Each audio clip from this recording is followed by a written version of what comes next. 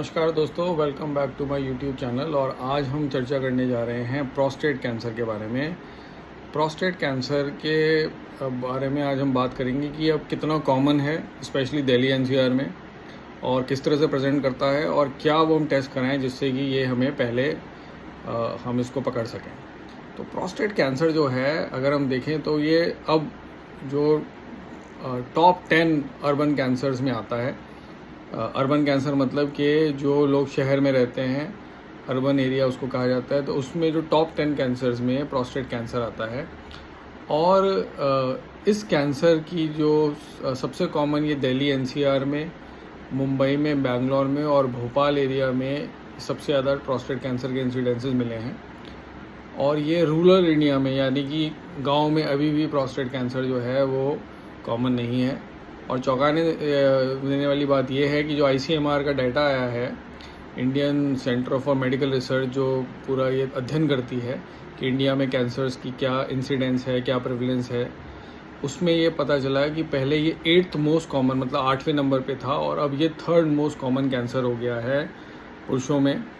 और अगर हम देखें तो इसके जो केसेस हैं वो करीबन 41,532 केसेस के करीब जो हैं 2020 में आए थे। और ये माना जा रहा है कि 2025 में ये जो केसेस होंगे दिल्ली में, ये 47,000 केसेस जो हैं हमें प्रोस्टेट कैंसर के मिलेंगे।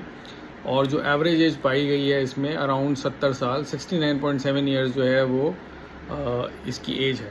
तो क्या कारण है जिसकी वजह से ये प्रोस्टेट कैंसर के इंसिडेंसेस बढ़ रहे हैं? तो पाया जा रहा है कि मेटाबॉलिक सिंड्रोम एक होता है जो कि इंडियंस में अब बहुत ज़्यादा कॉमन हो गया है। मेटाबॉलिक सिंड्रोम क्या है?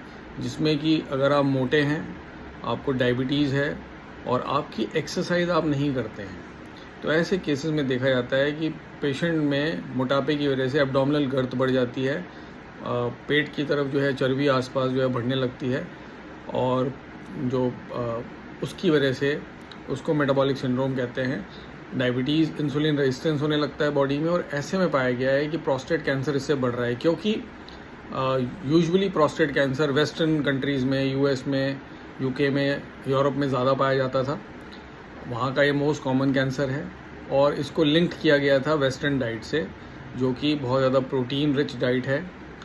इंडिया में अभी भी इतना ज़्यादा वेस्टर्न डाइट कॉमन नहीं है, बढ़ रही है। हालांकि हमारा जो नॉनवेज कंजम्पशन है वो पिछले 10 सालों में काफ़ी बढ़ गया है, लेकिन मेटाबॉलिक सिंड्रोम एक ऐसी चीज़ है जिसकी वजह से ये प्रोस्टेट कैंसर जो है बढ़ रहा है।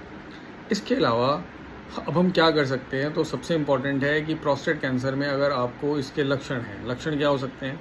आपको रात में अगर आप यूरिन बार बार करने जा रहे हैं, अगर यूरिन करने में आपको लग रहा है कि यूरिन का पैसेज जो है हमारा क्लियर नहीं हो रहा है, यूरिन करने के बाद हमें लग रहा है कि अभी भी यूरिन रुका हुआ है, अगर यूरिन में आपको लगता है कि आप उसको रोक नहीं पाएंगे और निकल जाएगा, तो फ्रीक्वेंसी, अर्जेंसी और नॉक्ट्यूरिया ये सिम्टम्स हैं जो प्रोस्टेट कैंसर में पाए जाते हैं।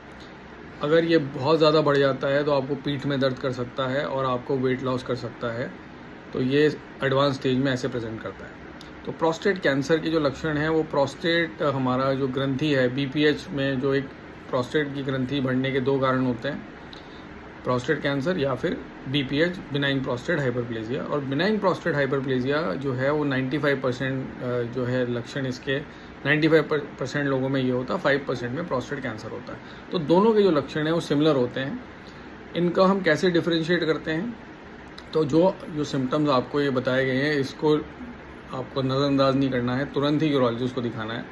यूरोलॉजिस्ट आपके प्रोस्टेट की जांच करेंगे, और एक टेस्ट है, उस टेस्ट के ज़रिए पता लगाया जाता है कि प्रोस्टेट कैंसर बढ़ तो नहीं रहा है या है तो नहीं। और उस टेस्ट का नाम है PSA। PSA मतलब प्रोस्टेट स्पेसिफिक एंटीजन। ये हमारे ब्लड से टेस्ट लिया जाता है।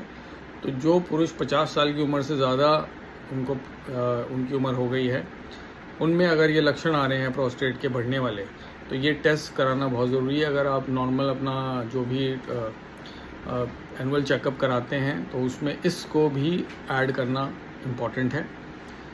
और अगर आपकी फैमिली में ऑलरेडी प्रोस्टेट की प्रॉब्लम्स हो चुकी हैं, तो 45 ईयर्स के बाद हर साल आपको ये टेस्ट कराना ज़रूरी है। हम रोकथाम कैसे कर सकते हैं?